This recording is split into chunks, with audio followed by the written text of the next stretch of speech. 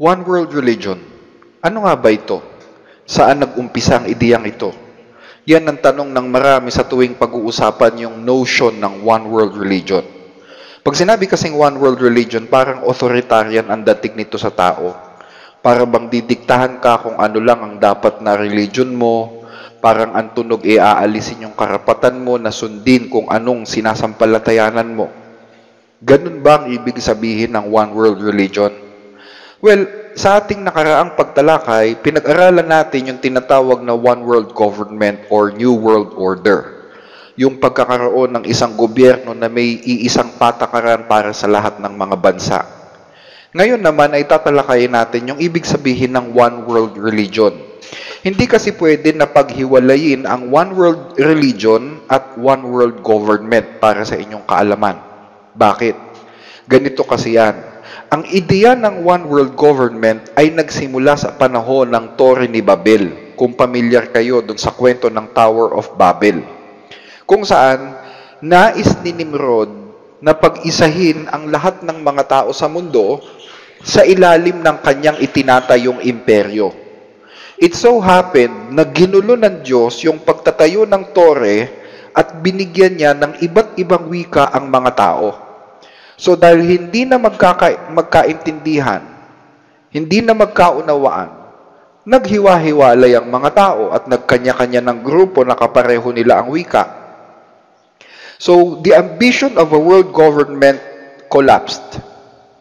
Pero yung one world government ni Nimrod, kahit nag-collapse yan ang naging inspirasyon naman ng mga bansa sa Europa ngayon kung bakit nila binuo ang European Union. Natalakay na natin yan sa ating nakaraang mga paksa. At sa katunayan nga ay nakita ninyo na ang ginawang modelo ng headquarters ng European Union ay yung itsura mismo ng Torre ni Babel nung hindi ito matapos. Pero alam nyo ba na hindi lang one world government ang dahilan kung bakit itinayo ni Nimrod ang kanyang imperyo. Gusto niya rin na bumuo ng isang relihiyon kung saan siya ang kinikilalang Diyos. And that's the first attempt to establish a one-world religion. Ayon sa history, in some versions such as Flavius Josephus, Nimrod is a man who sets his will against that of God. In others, he proclaimed himself a god and is worshipped as much by his subjects. Sometimes with his consort Semiramis worshipped as a goddess at his side. So ayon sa isang tanyag na ancient historian na si Flavius Josephus, ginawa ni Nimrod ang kanyang sarili na Diyos at yung kanyang asawa naman ang Diyosa. So bilang siya ang pinakamakapangyarihang nilalang sa balat ng lupa noong panahong yon, gusto niya na siya yung sambahin ng mga tao. At syempre, Diyos siya, gusto niya na yung kanyang mga salita ang gagawing batas na dapat sundin at isabuhay ng mga nasasakupan niya. Bilang Diyos, nag-imbento si Nimrod ng mga kung ano-anong mga religious belief, mga paniniwala, mga pamahiin, at gumawa din siya ng mga rebulto na dapat sundin at sambahin ng mga tao sa tulong ng kanyang mga ministro. Karamihan sa mga rebultong ito ay tumutukoy din naman sa kanya. Siya din yung nire-represent. Kaso nga, bumaba ang Diyos sa langit, ginulo ang pagtatayo ng tore at nagkahiwa-hiwalay ang mga tao. At yung pangarap na one world government na may isang religion, hindi nagtagumpay. Pero alam nyo ba na kahit hindi nagtagumpay si Nimrod na makabuo ng isang one world government, yung relihiyon na kanyang itinayo, hindi yun nawala. Yung kultura, yung paniniwala, yung mga pamahiin, yung mga tradisyon ng kanyang itinatag na relihiyon, hindi po yun naglaho sa puso at isipan ng mga tao. Kahit iba-iba na sila ng wika, iisa pa rin sila ng paniniwala. Sa kanilang paghihiwa-hiwalay, dala pa rin nila yung relihiyon na natutunan nila sa Babel. Anong relihiyon yon? Yung relihiyon ng paganismo. Pag sinabing paganismo, yan po isang relihiyon kung saan ang sinasamba nila ay hindi tunay na Diyos. Tao yung sinasamba nila. Na ginawa nila ng iba't ibang mga rebulto.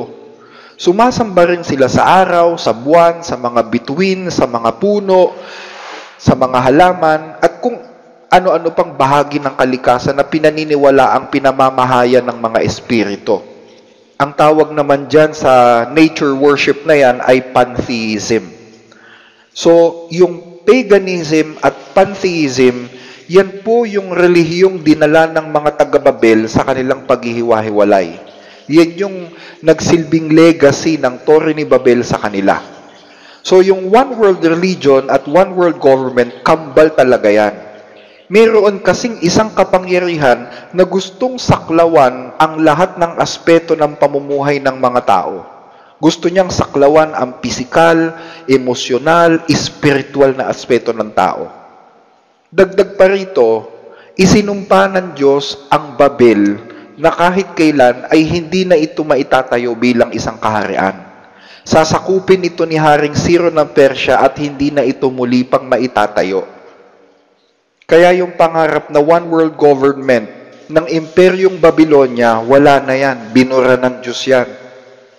At sinumpa ng Diyos ang Imperyong Babylonia na iyan ay hindi na muling itatayo. Pakinggan ninyo dito sa aklat ni Jeremias. Pagkabasa mo sa aklat na ito, kabitan mo ng bato at ihagi sa gitna ng ilog Euphrates. Sabay ang pagsasabing gayon lulubog ang Babylonia at hindi nalilitaw dahil sa parusang ipapadala ko sa kanya. Hanggang dito ang mga pahayag na natipon ni Jeremias. So after nasakupin ni Haring Ciro ang Babylonia, yung sumpa ng Panginoon dun sa Babylonia, hindi na siya ulit lilitaw. Hindi na. Kung paano na tinalian mo ng bato yung aklat at inihagis mo sa ilog at lumubog, ganun din, hindi nalulutang o lilitaw pa ang Babylonia. Yan po yung sumpa ng Diyos. And that was happened in 539 BC. Bumagsak yung Imperyong Babylonia. Pero after hundreds of years, pagkalipas ng mahabang panahon, itong si Apostol Juan ipinanganak at siya nga'y naging apostol ni Hesukristo. At nung siya'y apostol na ni Hesukristo, si Apostol Juan, hinuli siya ng gobyernong Romano kasi bawal dati na ipangaral si Kristo eh. Bawal yan ng gobyernong Romano.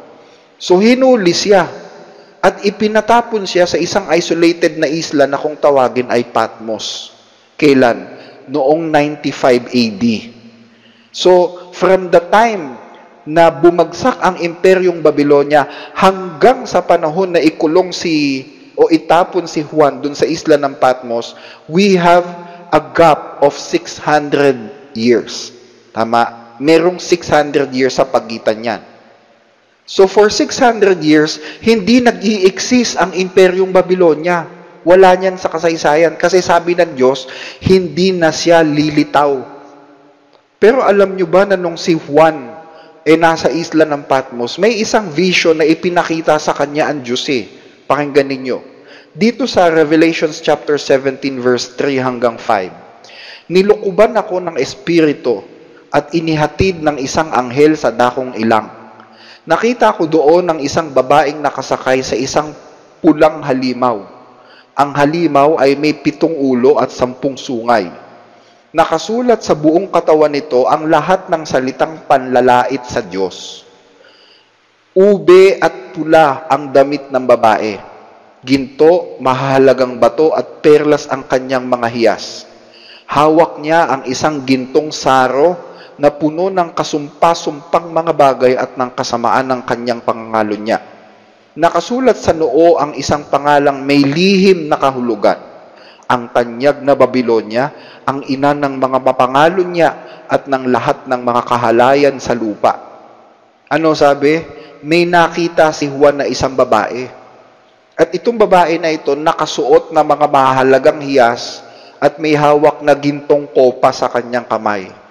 At ang sabi, nakasulat sa noo niya ang isang pangalan, ang tanyag na Babylonia, ina ng mga mahahalay na babae at ng mga karumal-dumal sa lupa. Pero teka, paano nangyari yun?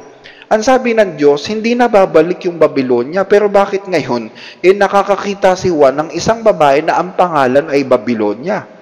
Napansin niyo ba yun, mga kababayan? At ang nakakapagtaka pa dito, Nasaan yung babae siya? Hindi siya nasaan yung hayop. Kasi sa Biblia, ang mga kaharian, yan po ay inilalarawan ng mga dambuhalang hayop eh. So since ang Babylonia ay isang kaharian, dapat ang representasyon niya ay hayop, hindi babae. Tama? Pero bakit dito, imbis na i-represent siya ng isang hayop, ang representasyon niya ay isang babae? Ano kahulugan nito? Tingnan natin sa Biblia. Dito sa Revelation chapter 17 verse 18. At ang babae na iyong nakita ay ang dakilang bayan na naghahari sa mga hari sa lupa. Ayon, yung babae na yun daw, ang sabi sa verse 18, siya ang dakilang bayan na naghahari sa mga hari sa lupa. So yung anyong babae niya, symbolikal lang pala yun. Simbolismo lang. Hindi talaga siya literal na babae, kundi siya ay isang bayan na naghahari sa mga hari sa lupa. At sa Biblia, alam nyo ba na kapag sinabing bayan, yan po ay lumalarawan sa isang relihiyon. Yung salitang babae, yung salitang bayan, yan po ang kahulugan niyan sa wika ng Biblia ay relihiyon. Pakinggan ninyo, dito sa unang Pedro 2:9, datapot kayo'y isang lahing hirang, isang makaharing pagkasaserdote, bansang banal, bayang pag-aaring sarili ng Diyos, upang inyong ipahayag ang mga karangalan niyaong tumawag sa inyo mula sa kadiliman hanggang sa kanyang kagilagilalas na kaliwanagan. Ano sabi ni Pedro sa mga Kristiyano na kausap niya?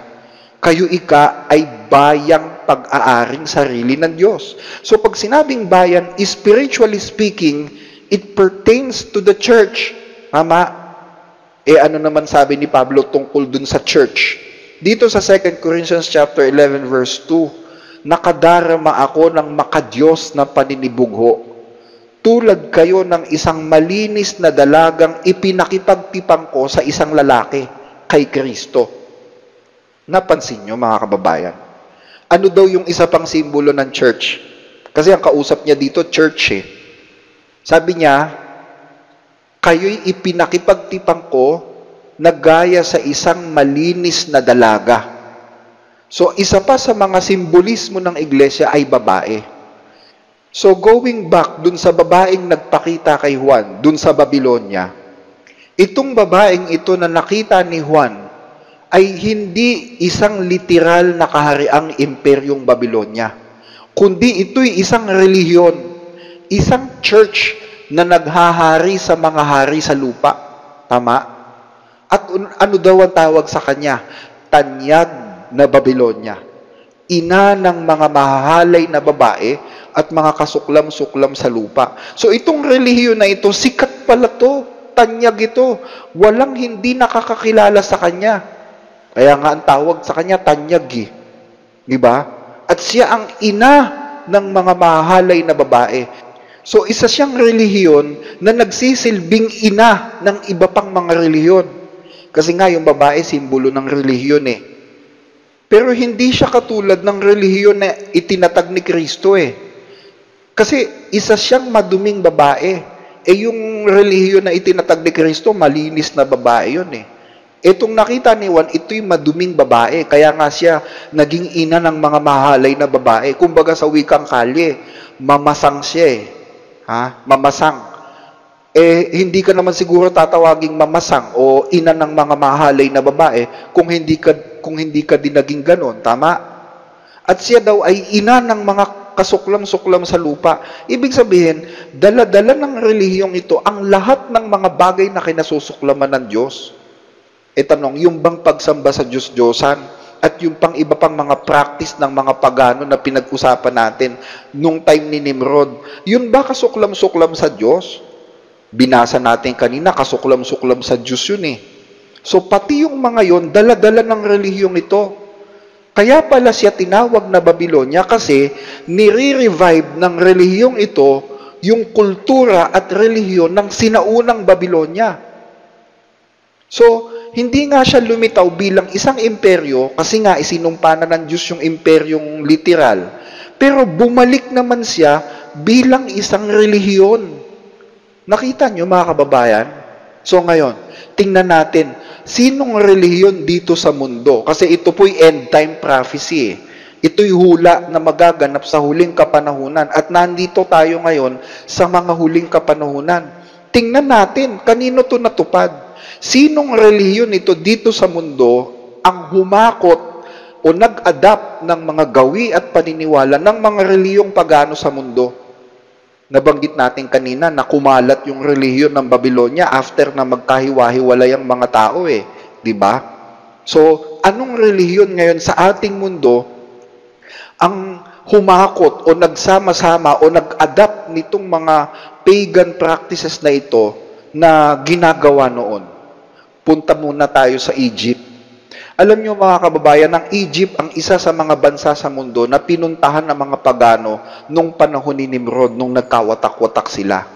At ang Egypt po ang pinaka-organized at kilalang pagan kingdom sa kasaysayan. At alam niyo ba na ang mga pagano sa Egypt ay may Diyos-Diyosa na kung tawagin ay mother and son. Iyan po si Agnes Marire at yung kanyang anak na si Pepi. Yan pong mag-ina na yan ay mga members ng royal family na naging Diyos-Diyosan sa Ehipto. Ngayon, itong mag-ina na ito, meron din silang version sa Cyprus. Kasi meron ding mga nagpunta na Babylonian sa Cyprus, nung nagkawatak-watak sila. So, meron ding version ng mother and son goddess dun sa Cyprus. At meron ding version sa ancient China. Kasi nga nakaabot hanggang China Diba? Yung tinatawag na Madonna Guanyin. Sinasamba yan ng mga Buddhist sa China at ng mga Taoist sa Japan. So kung pupunta ka naman sa paganong India noong unang panahon, meron din silang version yan Yung tinatawag na Matrika. Meron pa yung tinatawag nilang Yashoda at saka si Krishna. Mag-ina din yun May version din yan yung mga pagano sa Mexico. Meron din ganyan yung mga Mayan sa Central America, mga pagano sa Colima, Mexico, mga pagano sa Greece, sa Middle East, yung tinatawag nilang Arena. Yan, mother and son goddess din yan At alam nyo ba na sa kasamaang palad sa ating panahon, meron din yan. Tama? Ito naman yung simbolo ni Shamash. Si Shamash yung Diyos-Diyosang araw ng Babylonia. Sa India, yung mga pagano doon, meron ding ganyan na simbolo sa templo ng kanilang Diyos-Diyosa na nasa Karakak.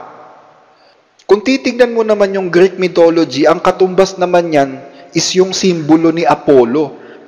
Diba? Ganyan din yung simbolo ni Apollo, ganyan din itsura Magkakamukha Tapos, yung mga pagano sa Persya, nandyan yung simbolo ni Mitra. Halos kamukha din. At sa kasamaang palad, alam nyo ba na makikita mo rin yung simbolo na yan ng Sun God sa Vatican? Kung pupunta ka sa Vatican, meron din yan Doon sa Baldacchino.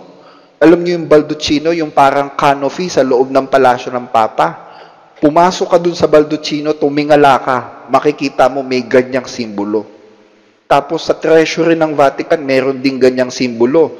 Yung larawan ng Santo Niño, nilagyan nila ng ganyan Tapos, yung flooring style ng Vatican Circle, yung parang quadrangle doon, ganyan din ang style. Pag tinignan mo sa aerial view, nakita nyo mga kababayan? Ito, sino naman ito? Ito naman si Dagon. Siya po yung Diyos-Diyosang isda ng Sumeria. Nako, nasa Biblia itong pangalan ni Dagon at kasuklam-suklam sa Diyos. Yan si Dagon, mga kababayan.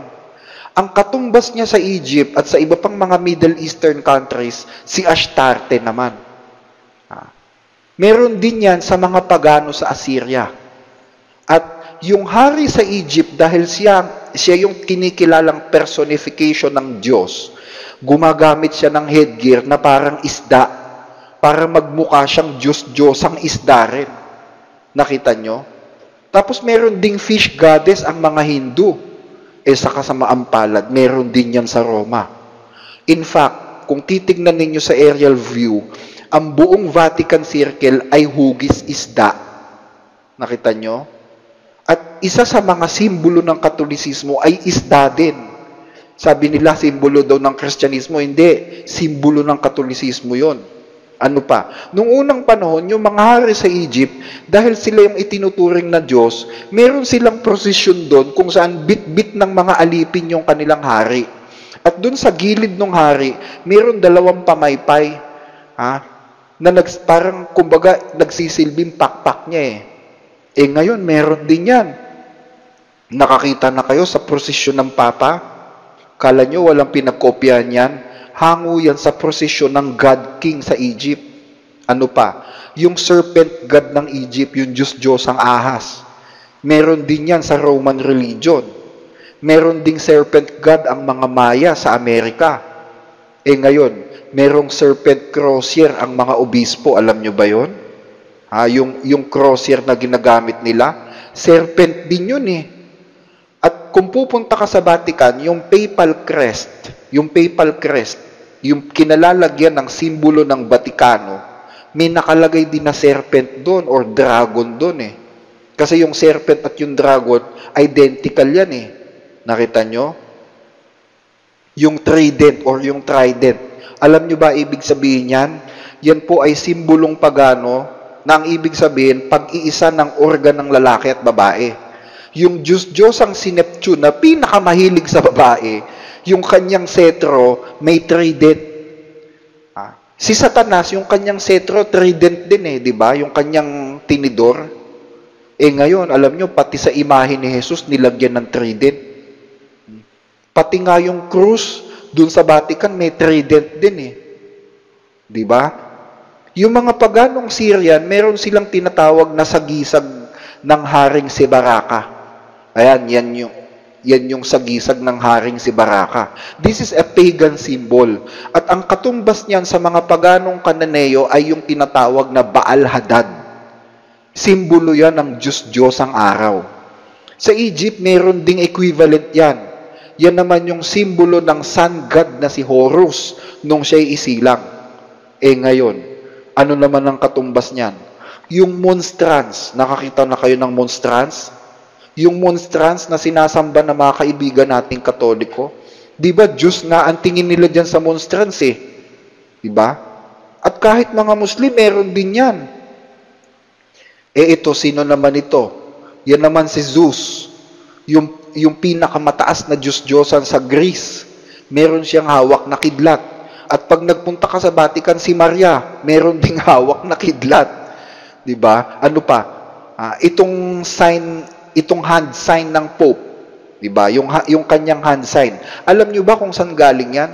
Adaptation yan ng hand sign ng mga Diyos-Diyosang pagano. Nakita nyo? Yung halo, yung nakalagay sa ulo ng mga santo, saan galing yan? Sa mga pagano din galing yan eh. Yung obelisk doon sa Vatican, saan hango yan? Galing naman yan sa paganong bansa ng Egypt noong unang panahon. Yung templo ng kanilang Diyos sa Karnak, merong obelisk. Simbolo kasi yan ng organ ng lalaki. Yung pine cone. Yung pine cone, simbolo yan ng kapangyarihan ng mga Diyos-Diyosan. This is a symbol of their authority. Si Tammuz na Diyos-Diyosan ng mga taga-Babylonia, meron siyang hawak na pine cone dun sa kanyang rebulto. Yung Roman god na si Bacchus, meron din siyang pine cone sa kanyang staff, dun sa kanyang setro.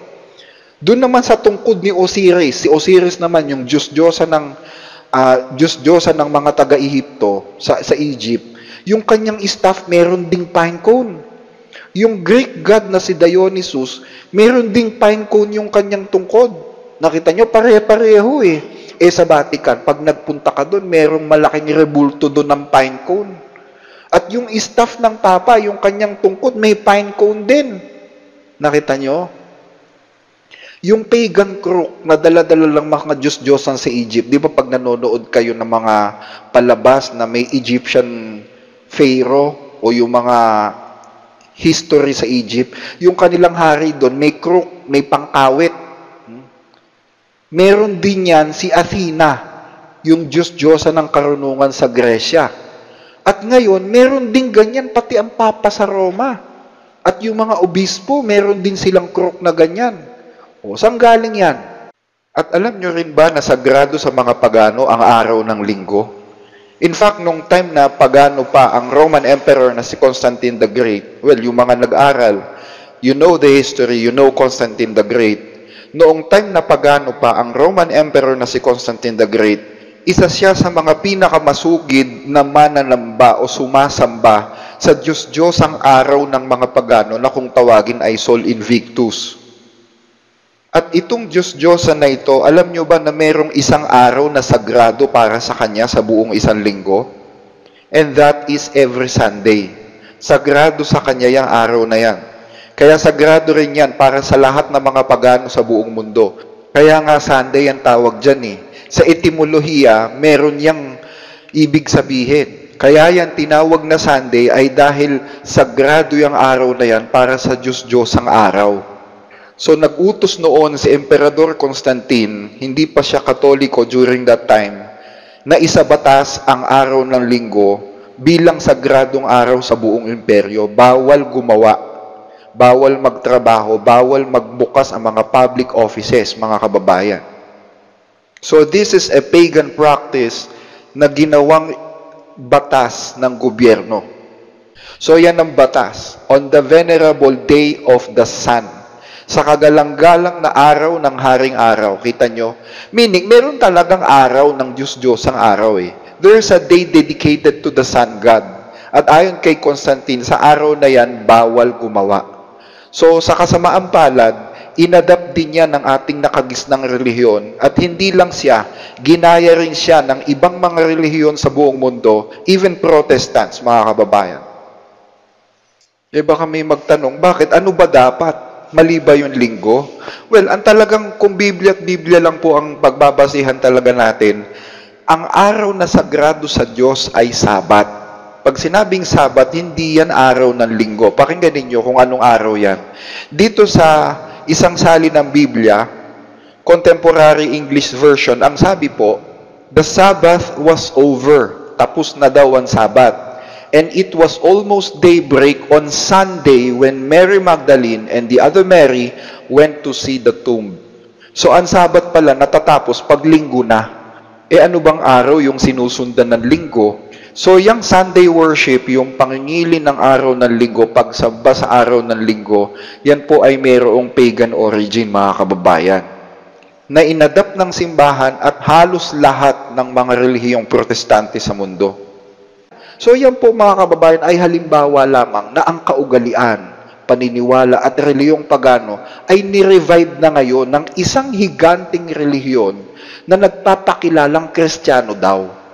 Eh bakit kailangan niyang gawin yon? Bakit kailangan niyang i-adapt yung mga gawi at paniniwalang pagano na kasuklam-suklam sa Diyos? Eh kasi nga mga kababayan, nanay siya. Nanay siya eh. Ang sabi sa Biblia, siya ay ina ng mga babaeng mahalay at ng mga kasuklam-suklam sa lupa. At bilang ina, siyempre, hahanapin niya yung kanyang mga anak, tama? Remember, noong magkaroon ng iba't ibang wika ang mga tao, nagkawatak-watak yung mga pagano sa Babel. Yung kanyang mga anak, pinaghiwa-hiwalay ng language barrier. Tapos, yung kanyang kaharian bumagsak pa. Isinumpa pa ng Diyos na hindi na makakabangon. Naban siya sa mundo nung isinumpa siya ng Diyos na hindi na siya makakabalik bilang isang imperyo. Kung babalik siya, mahihirapan na rin siyang tanggapin ng mga tao. Dahil ang mundo, unti-unti nang tinatanggap si Kristo So para tanggapin siya uli, kailangan niyang magpanggap sa ibang identity. Kailangan niyang itago yung tunay na identity niya at magpanggap na Kristiyano para madali siyang tanggapin ng tao. Kaya nga sabi sa Biblia, nakasulat sa kanyang noo ang isang pangalang may lihim na kahulugan. Bakit lihim na kahulugan?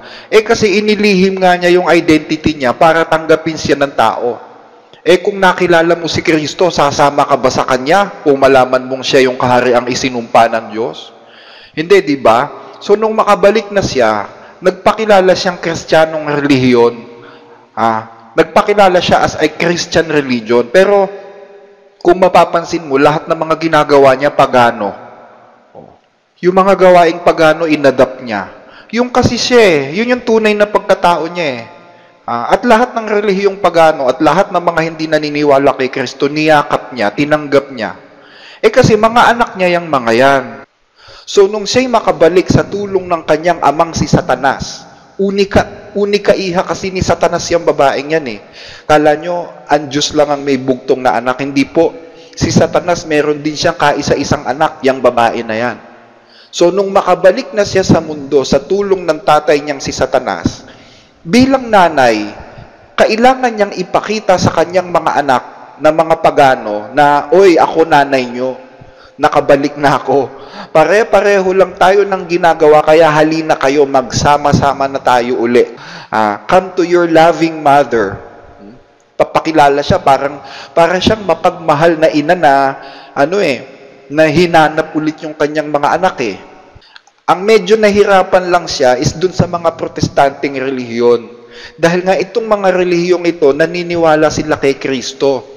At ayaw ni Kristo na ang isang Kristiyano makisama sa mga pagano.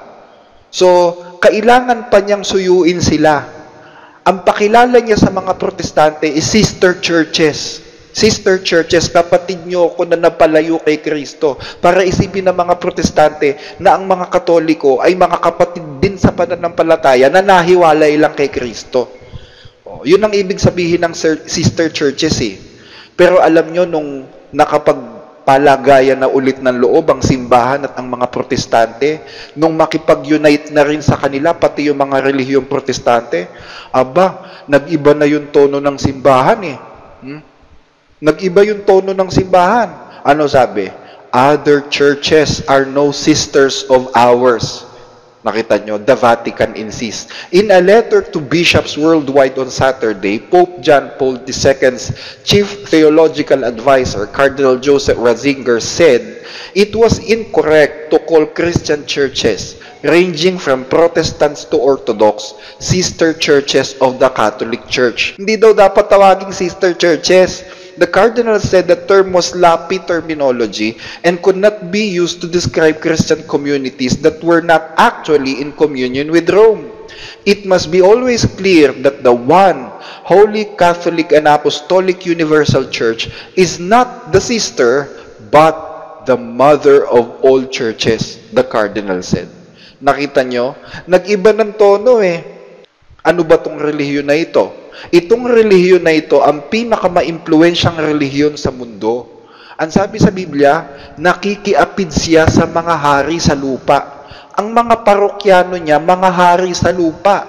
Mga presidente, mga senador, mga hukom, mga politiko, yan ang mga parokyano nitong relihiyon na ito eh. Yung mga relihiyong protestante, syempre kailangan din nila ng impluwensya sa gobyerno. So, hindi sila pwedeng magtaas ng pride dito sa relihiyon na ito. Kung gusto nyong gustuhin din kayo ng gobyerno, kung gusto nyong paboran din kayo ng gobyerno, sumama kayo sa akin. Ganun siya kamaimpluwensya. So, ang mga relihiyong protestante, later on, nakipag-isa na rin sila sa simbahan. So, natutupad na naman yung isang hula. Siya'y tatawaging ina ng mga mahahalay na babae. Sino itong mga mahahalay na babaeng ito? Ito yung mga relihiyon na willing magpagamit at makinabang sa mga politiko tulad ng ginawa ng nanay nila noon. Nakita nyo? Kaya nung bumalik na sa kapangyarihan itong babaeng Babylonia, mula sa matagal niyang pagkakawala, ano sabi niya? Ako'y nakaupong isang reyna. Hindi ako balo at hindi ko makikita kailanman ang pagluluksa. Ano ibig sabihin niya dito? Ano ibig sabihin nung hindi ako makakakita kailanman ng pagluluksa? Ang ibig sabihin niyan, tinutuya niya ang Diyos. Kumbaga, this is an expression of mockery against God. Sinabi niya sa Diyos, inalisan mo ko ng anak noon, pues ako'y uupong reyna at hindi ako mawawalan ng mga anak. Pakinggan ninyo sa Isaiah chapter 47 verse 8. Ikaw na namumuhay sa mga kalayawan, na tumatahang matiwasay na nagsasabi sa iyong puso, ako nga at walang iba liban sa akin. Hindi ako uupong gaya ng babaeng balo o mararanasan man ang pagkawala ng mga anak. So this is a form of mockery dahil inalisan siya ng Diyos ng mga anak nung panahon ng Babel.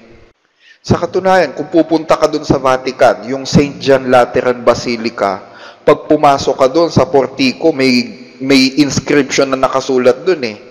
Sacrosancta Lateranensis Ecclesia Omnium Urbis et Orbis Ecclesiarum Mater et Caput. Ano ibig sabihin niyan? Most Holy Lateran Church, mother and head of all the churches in the city and the world. Nakita nyo? Tama dun sa nakasulat eh. Ano sabi? Sinabi rin sa akin ng anghel, ang nakita mong mga tubig na inuupuan ng babae ay mga tao, mga bansa, at mga wika. Nakita nyo? At kung titingnan mo yung isang lumang Vatican coin, ito'y Vatican coin during the time of previous Pope. Ang nakalagay dyan is babaeng may hawak na kopa. Nakita nyo? Pati nga yung rebulto dun sa Turin, Italy, kung pupunta kayo dun sa Catholic Church sa Turin, yung tinatawag na Gran Madre de Turino, iyon ay isang babae na may hawak na kopa sa kanyang kamay. Yan ba makikita mo sa kahit anong relihiyon? Hindi, isang relihiyon lang ang kakikitaan mo niyan eh. Yung simbolo ng babaeng may hawak na kopa or na cup. So nakita nyo mga kababayan, sa pamamagitan nitong dakilang Babilonyang ito, nitong babaeng ito, lahat ng mga relihiyon magkakaisa.